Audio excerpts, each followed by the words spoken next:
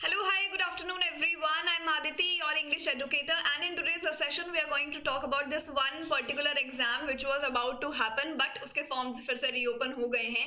तो एक bumper opportunity उन कैंडिडेट्स के लिए जिन्होंने रिजल्ट इस बार क्लियर किया है या फिर फॉर सम रीजन उन्होंने पिछले फॉर्म में गलतियां कर दी थी, तो उनका फॉर्म रिजेक्ट नहीं होगा। और इस बार जिसने रिजल्ट क्लियर कर लिया है आपका नेट का, जो क्वालिफाई हो गए हैं, पहली बात तो कॉन्ग्रेचुलेशन, और आपके लिए अब सीधी अगली जॉब पोस्ट आ गई है जो आपका HPSC है। तो आज का सेशन उससे रिलेटेड है, क्या एक नया अपडेट है, कैटेगरी से रिलेटेड क्या क्या चीजें और इन्होंने क्लियर करी है, दोनों चीजों को आज अपन देख लेते हैं। So before I start particularly that, let me just talk about our running course which is June 2025। क्या फायदा है यहाँ पर, और ऑलरेडी जब पहले HPSC का फॉर्म रिलीज हुआ था तो उन स्टूडेंट्स ने जब प्रीमियम लिया so they have almost completed the course with us. फायदा क्या होता है, सिलेबस पूरा नेट के जैसा ही है, और कहीं ना कहीं मेन एक रियल्म होता है इन एग्जाम्स का प्रैक्टिस करना, कितने ज्यादा आप क्वेश्चंस को कर पा रहे हैं, because that is how you will be able to clear your screening test. और इसको हल्के में मत लेना, इंग्लिश की बहुत अपॉर्चुनिटीज अब आपको यहाँ देखने को मिली है, वैकेंसीज बहुत सारी हैं, 2400 प्लस पोस्ट ऑल ओवर आपको देखने को मिलता है। So we just can't lose the opportunity, क्योंकि स्पेशली जो अब फॉर्म अप्लाई करेंगे आपके लिए तो ये बहुत ही सुनहरा अवसर है। ऑलरेडी जिसने पहले किया था वो सब इतना प्रैक्टिस कर रहे हैं कि सोच रहे थे अब जो नोटिस आएगा वो एग्जाम का आएगा, एग्जाम डेट का नोटिस आएगा। But on the other hand आया क्या है, फिर से फॉर्म रीओपन का नोटिस। तो उनको तो वो तो चाहे थोड़ा सा अलग डगमगाए हुए होंगे अभी कि क्या एक्चुअली कर रहा है HPSC, बट आपके लिए ये एक अच्छी अपॉर्चुनिटी है।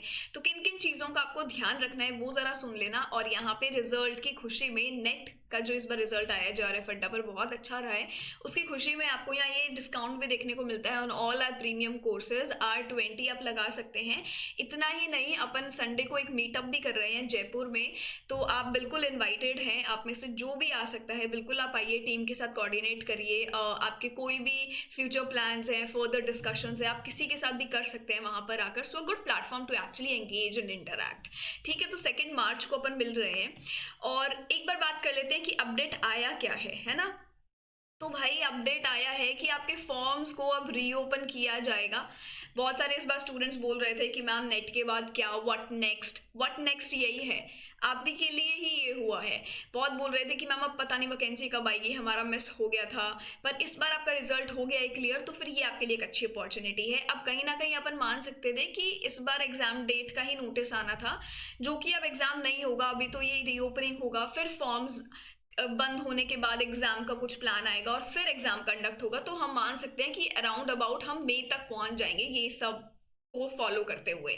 तो मई में जाके आपका पेपर अब होने वाला है, अभी तक जो हम मान के चलेंगे इसके अकॉर्डिंग, और फॉर्म्स आपके अभी मार्च से शुरू हो जाएंगे।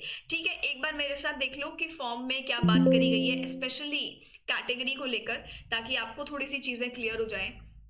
देखो ये हमारे पास फॉर्म है, रिक्रूटमेंट की अपन बात कर रहे हैं, 2400 प्लस पोस्ट हैं, और यहाँ पे इन्होंने बोला है SC कैंडिडेट्स जिन्होंने ऑलरेडी अप्लाई कर दिया है, और अब जो अप्लाई करेंगे, किन किन बातों का ध्यान रखना है।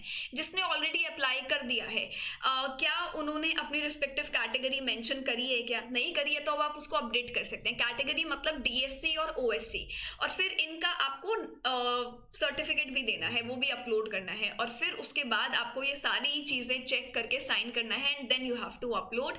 और इसी के साथ ये जो सारी चीजें है ना, इसका क्रक्स मैंने आपको यहाँ दे दिया है थोड़ा सा। I think I will be able to make you all understand कि क्या वो कहना चाह रहे हैं। तो जितने भी SC कैंडिडेट्स हैं जो अप्लाई करेंगे अपने एग्जाम के लिए, HPSC के लिए, जिन्होंने इसका फॉर्म ऑलरेडी भर दिया है, ठीक है, अब आप अपनी एप्लीकेशन को अपडेट कर सकते हो। इसमें से भी अपना सब कैटेगरी चूज कर सकते हो कि आप DSC कैटेगरी से बिलोंग करते हैं या OSC से। DSC वाले जो हैं उनको अपना लेटेस्ट सर्टिफिकेट देना है, OSC वालों को अभी जरूरत नहीं है। अपना फॉर्म अपडेट करने के बाद सिर्फ इतना ही नहीं, आपको डाउनलोड करना है, आपको रिव्यू करना है, आपको साइन करना है, और फिर से अपलोड करना है एप्लीकेशन को। ठीक है जी। अब वो स्टूडेंट्स जो अप्लाई करेंगे और जो SC कैंडिडेट्स हैं, ध्यान रखना कि अपना कैटेगरी आप क्लियरली मेंशन कर रहे हैं, DSC और OSC, और अपने लेटेस्ट सर्टिफिकेट को अपलोड करना है। ठीक है, अब ऐसे स्टूडेंट्स जिन्होंने पिछली बार गलती कर दी थी एप्लीकेशन में, स्पेशली जो SC कैंडिडेट्स हैं, फॉर सम रीजन आप वो जो साइन किया हुआ एप्लीकेशन फॉर्म है, अगर आप अपलोड नहीं कर पाए थे, आपने कुछ गलती कर दी कैटेगरी या क्वालिफिकेशन में, तो आप वो प्रीवियस एप्लीकेशन को कैंसिल करके अपना एक नया एप्लीकेशन आप यहाँ पे सबमिट कर सकते हैं करेक्ट डिटेल्स के साथ। ये यहाँ पे उन्होंने बात करी है, 2 से 3 चीज़ों की, और इतना मैंने आपको यहाँ बता दिया। बाकी तो आप थोड़ा सा इसको दोबारा पढ़ लेना कि किन किन चीज़ों के ऊपर और बात करी गई है। 2-3 पैराग्राफ्स मैंने अच्छे से समझने की कोशिश करी। ये बी पोर्शन आप थोड़ा सा देख लेना, इसमें अगर और हेल्प चाहिए, लग रहा है कि मैम हमें साथ में एक बार बता दो और क्या क्या चीज़ें बोली गई है, तो अपन डिस्कस कर लेंगे, ठीक है।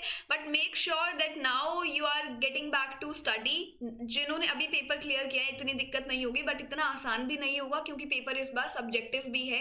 पहले आपको स्क्रीनिंग टेस्ट क्लियर करना है, then we move to subjective.